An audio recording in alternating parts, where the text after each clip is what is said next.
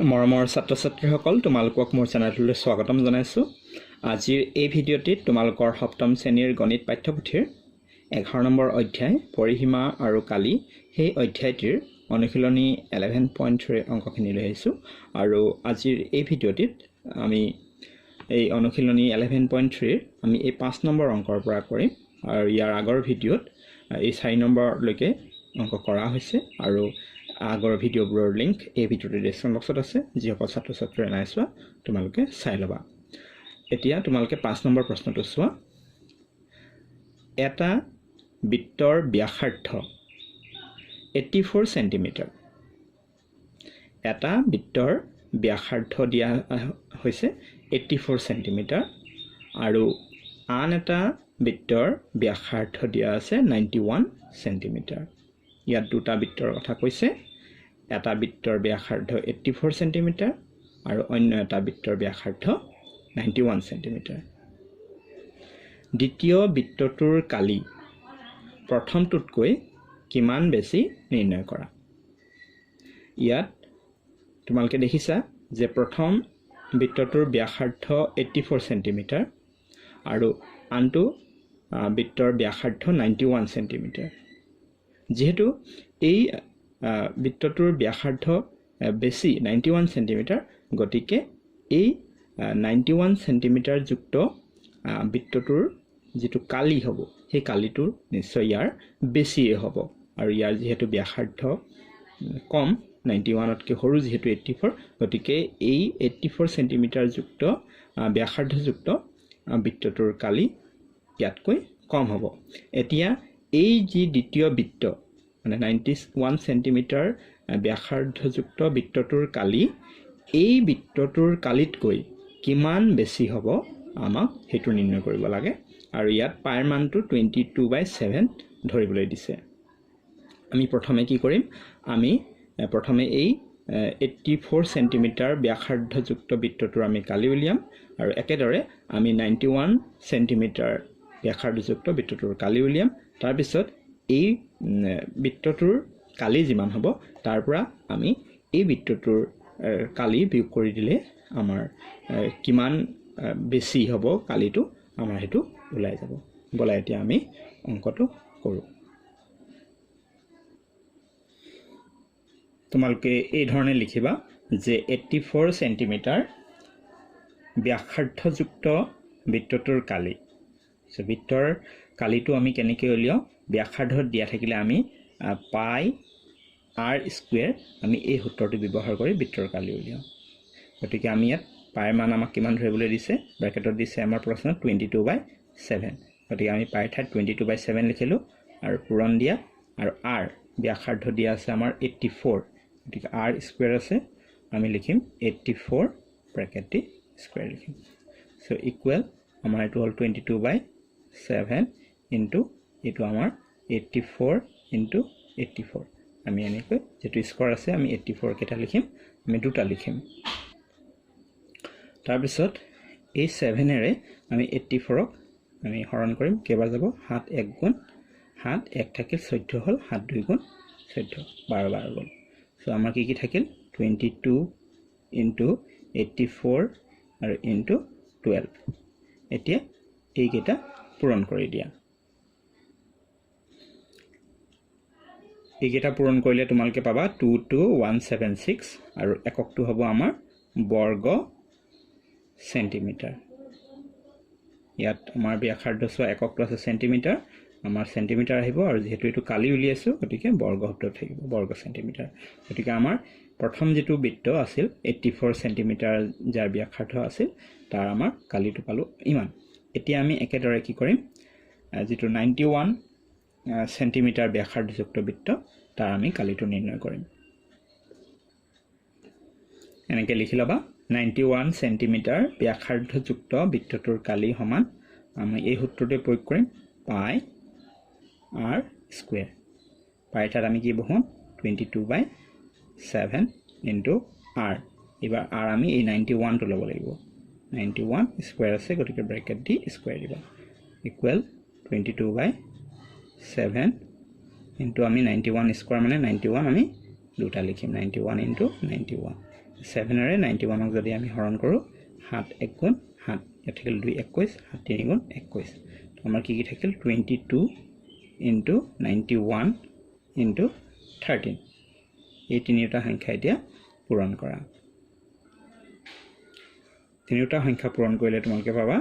26026 তোমালোকক মই পূৰণ কৰি দেখাই থকা নাই তোমালোকে নিজে পূৰণ কৰি ল'বা তোমালোকে পূৰণ কৰিব পাৰিবা ইমান কি হ'ব বৰ্গ সেন্টিমিটাৰ এতিয়া চোৱা ইয়াত আমাৰ ওলাইছে 22176 বৰ্গ সেন্টিমিটাৰ ইয়াত ওলাইছে 26026 বৰ্গ সেন্টিমিটাৰ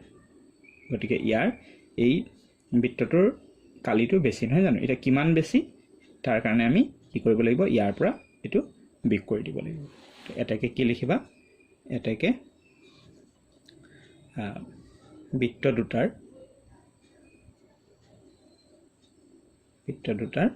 কালিৰ পাৰ্থক্য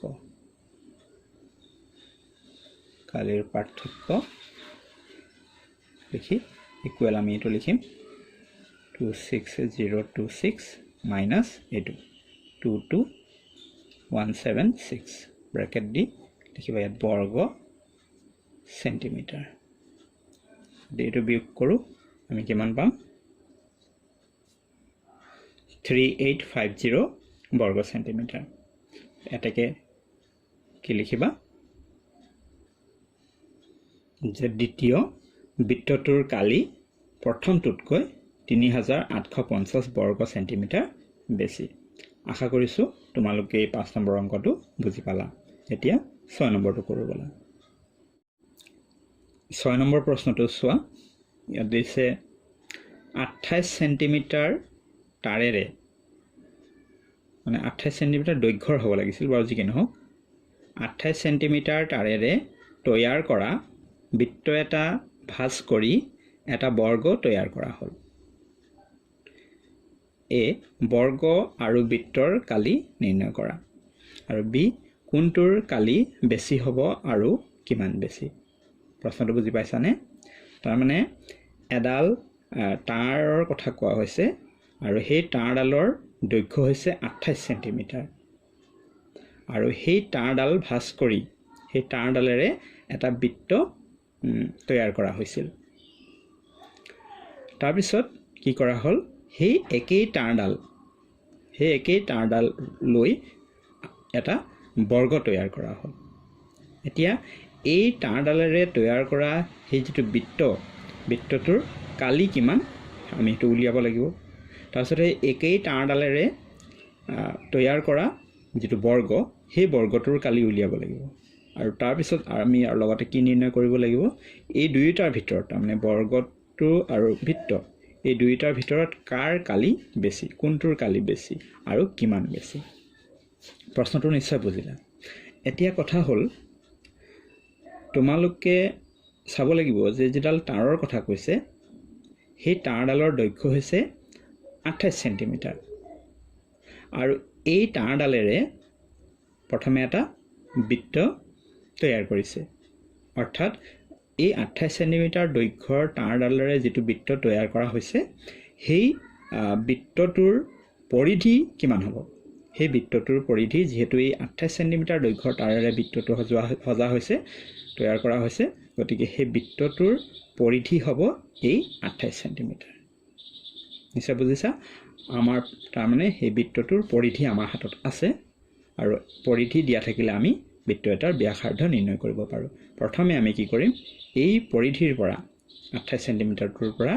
আমি কি কৰিলাম প্ৰথমতে বৃত্তটোৰ ব্যাসাৰ্ধটো উলিয়াম আৰু ব্যাসাৰ্ধ আমাৰ হাতত থাকিলে আমি কি কৰিব পাৰো বৃত্তৰ কালি নিৰ্ণয় কৰিব পাৰো আমি প্ৰথমতে ব্যাসাৰ্ধ উলিয়াম তাৰ পিছতহে আমি বৃত্তৰ কালিটো উলিয়াম বলা প্ৰথমে আমি এই বৃত্তৰ কামটো কৰি লওঁ তাৰ পিছত আকৌ আমি বৰ্গৰ কথাটো আলোচনা কৰিম তোমালোকে এই ধৰণে লিখিবা ইয়াত তাৰডালৰ দৈৰ্ঘ্য হৈছে 28 সেন্টিমিটাৰ এটাকে এই তাৰডালেৰে তৈয়াৰী বৃত্তটোৰ পৰিধি ইকুৱেল 28 সেন্টিমিটাৰেই হ'ব নহয়নে যেহেতু এই 28 সেন্টিমিটাৰ দৈৰ্ঘ্যৰ তাৰডালেৰে বৃত্তটো তৈয়াৰ কৰা হৈছে গতিকে পৰিধি 28 সেন্টিমিটাৰ হ'ব আৰু তোমালোকে জানা যে বৃত্তৰ পৰিধিৰ সূত্ৰটো আমাৰ আছিল 2 পাই r গতিকে আমি লিখিম 2 পাই r ইকুৱেল 28 লিখিম তাৰপিছত ইয়াৰ পৰা আমি r টো নিৰ্ণয় কৰিম সো r ইকুৱেল হ'ব আমাৰ 28 বাই এই 2 পাই টো তললৈ আহি যাব তাৰপিছত r ইকুৱেল তোমালোকে কি লিখিবা এই 28 লিখিলা তলত 2 পাই আছে সো 2 ইনটু পাই ঠাইত লিখিবা 22/7 সো ইকুৱেল আমাৰ ইমপ্লাইজ দিবা r ইকুৱেল হ'ব ওপৰত আমাৰ 28 আছে তাৰপিছত তলত এটো 2 আছে তাৰপিছত এই হৰণটো আমি যদি এনেকৈ পূৰণ দিও তেতিয়া হলে এটো উল্টা হ'ব 7/22 হ'ব তাৰপিছত এতিয়া আমি যদি 2 এৰে কাটো 2 1 গুণ 2 2 4 গুণ 8 2 14 গুণ 28 হ'ল এতিয়া আমি 2 7 গুণ 14 2 11 গুণ 22 হয়নে সো আমি r কিমান পালো r ইকুৱেল পালো আমি ওপৰত 7 আৰু 7 আছে 7 7 গুণ 49 হ'ব আৰু তলত আছে 11 তো ইমান সেন্টিমিটাৰ সো আমি এটো কি পালো এই তাঁৰডালেৰে 28 সেন্টিমিটাৰ দৈৰ্ঘ্যৰ তাঁৰডালেৰে যেটো বৃত্ত তৈয়াৰ কৰা হৈছে সেই বৃত্তটোৰ ব্যাসাৰ্ধটো পালো আমি 49/11 সেন্টিমিটাৰ এতিয়া যেহেতু আমি ব্যাসাৰ্ধ পালো গতিকে আমি এতিয়া কি কৰিব পাৰিম এই বৃত্তটোৰ আমি কালিটো নিৰ্ণয় কৰিব পাৰিম সো এটাকে লিখিবা এটাকে বৃত্তটোৰ কালি বৃত্তৰ কালি সূত্ৰ তোমালোকে জানা যে বৃত্তৰ কালি সমান কি পাই r স্কয়াৰ পৰিধিৰ সূত্ৰ হৈছে 2 পাই r আৰু কালি হৈছে পাই r স্কয়াৰ সো পাই ঠাইত লিখিবা 22/7 ইনটু আমি r ব্যাসাৰ্ধ কিমান পালো 49/11 r ঠাইত লিখিম আমি 49/11 স্কয়াৰ হোৱাৰ কাৰণে ব্ৰেকেট দি স্কয়াৰ দিবা so equal 22/7 into 49/11 whole square আছে তাৰ মানে 49/11 আমি দুটা লিখিব পাৰিম ইনটু 49/11 এতিয়া এই হাতেৰে যদি আমি 49ক হৰণ কৰো 7 7 গুণ 49 আৰু 11 ৰে 22 কাটলে 11 2 গুণ 22 সো আমাৰ ওপৰত কি থাকিল 2 7 আৰু 49 সো 2 7 গুণ এটো 14 লিখি দিয়া পূৰণ এটো 49 49 আৰু তলত আমাৰ আছে 11 তে এখিনি আমি পূৰণ কৰি হৰণ কৰিলে হৈ যাব তলত আমাৰ 11 আছে এই দুটা তোমালকে পূৰণ কৰা পূৰণ কৰিলে পাবা 686 তাৰপিছত এই 686ক 11 ৰে হৰণ কৰিবা হৰণ কৰিলে তোমালকে পাবা 62.36 এনেকৈ ওলাই থাকিব সো এপ্ৰক্সিমেটলি বা প্ৰায় 62.36 বৰ্গ সেন্টিমিটাৰ হ'ব এটো হল আমাৰ সেই তাঁৰডালেৰে তৈয়াৰ কৰা বৃত্তটোৰ কালি এতিয়া সেই একেই তাঁৰডালেৰে কি কৰা হৈছে এটা বৰ্গ তৈয়াৰ কৰা হৈছে এতিয়া আমি সেই বৰ্গটোৰ আমি কালি উলিয়াব লাগিব হয়নে সো যেহেতু সেই একেই 28 সেন্টিমিটাৰ দৈৰ্ঘ্যৰ তাঁৰডালেৰে বৰ্গটো তৈয়াৰ কৰা হৈছে গতিকে সেই বৰ্গটোৰ যেটো পৰিসীমা সেই পৰিসীমাটো কিমান হ'ব 28 সেন্টিমিটাৰে হ'ব তো আমি বৰ্গৰ সেই পৰিসীমাটোৰ পৰা আমি কি কৰিম সেই বৰ্গটোৰ এটা বাহুৰ দৈৰ্ঘ্য আমি উলিয়াম আৰু এটা বাহুৰ দৈৰ্ঘ্য জানা থাকিলে আমি কি কৰিব পাৰো বৰ্গ এটা কালি নিৰ্ণয় কৰিব পাৰো প্ৰথমে আমি সেই পৰিসীমাটোৰ পৰা অৰ্থাৎ 28 সেন্টিমিটাৰৰ পৰা আমি প্ৰথমতে উলিয়াই লম বাহুৰ দৈৰ্ঘ্য বৰ্গটোৰ বাহুৰ দৈৰ্ঘ্য আৰু সেই বৰ্গটোৰ বাহুৰ দৈৰ্ঘ্য পোৱাৰ পিছত আমি সেই বৰ্গটোৰ বাহুৰ দৈৰ্ঘ্যৰ পৰা বৰ্গটোৰ কালি নিৰ্ণয় কৰিম তাৰ পিছত আমি চাম যে এই বৃত্তটোৰ কালি বেছি নে বৰ্গটোৰ কালি বেছি এতিয়া বলা আমি বৰ্গটোৰ বাবে অংকটো কৰো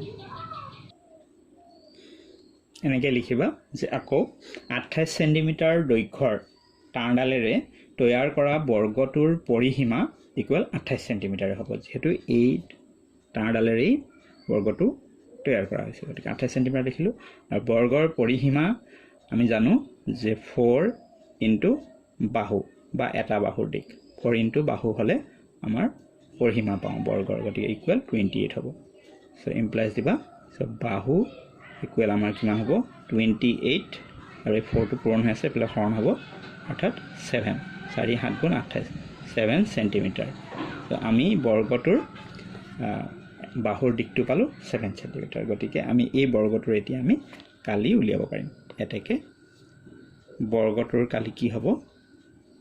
বৰ্গটোৰ কালি বৰ্গৰ কালি তোমালোকে উলিয়াব জানা বাহু পূৰণ বাহু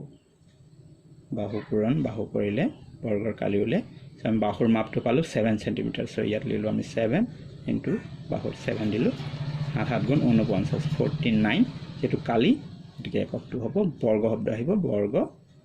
সেন্টিমিটাৰ সো আমাৰ বৰ্গটোৰ কালি ওলালে 49 বৰ্গ সেন্টিমিটাৰ আৰু বৃত্তটোৰ কালি আমি পালোঁ 62.36 বৰ্গ সেন্টিমিটাৰ আমি কাৰ কালিটো বেছি পালোঁ এই বৃত্তটোৰ কালিটো বেছি পালোঁ গতিকে আমি কি লিখিম এতিয়া এতেকে লিখিবা বৃত্তটোৰ কালি বেছি তাৰ তলত লিখিবা যে বৃত্ত আৰু বৰ্গৰ কালিৰ পাৰ্থক্য বৃত্তৰ কালি আমাৰ পাইছো 62.36 আৰু বৰ্গৰ পালো আমি 49 গতিকে ইহঁতৰ দুটাৰ কালিৰ পাৰ্থক্যটো আমি ইয়াৰ পৰা বৃত্তৰ কালিটোৰ পৰা বৰ্গৰ কালিটো বিয়োগ কৰিলে ওলাব আৰু এটো বিয়োগ কৰিলে তোমালোকে পাবা 13.36 বৰ্গ সেন্টিমিটাৰ সো এইটোই হৈছে মানে কিমান বেছি এটো ইমান বেছি তোমালোকে লিখি দিবা সো হেকত আমি কি লিখিম যেহেতু ইয়াত a আৰু b এনেকে দুটা প্ৰশ্ন আছে গতিকে ইয়াৰ উত্তৰটো তোমালোকে এই ধৰণে লিখি দিবা হেকত যে a দি পেলে লিখিবা বৰ্গটোৰ কালি 49 বৰ্গ সেন্টিমিটাৰ বৃত্তটোৰ কালি ইকুৱেল 62.36 বৰ্গ সেন্টিমিটাৰ আৰু b দিবা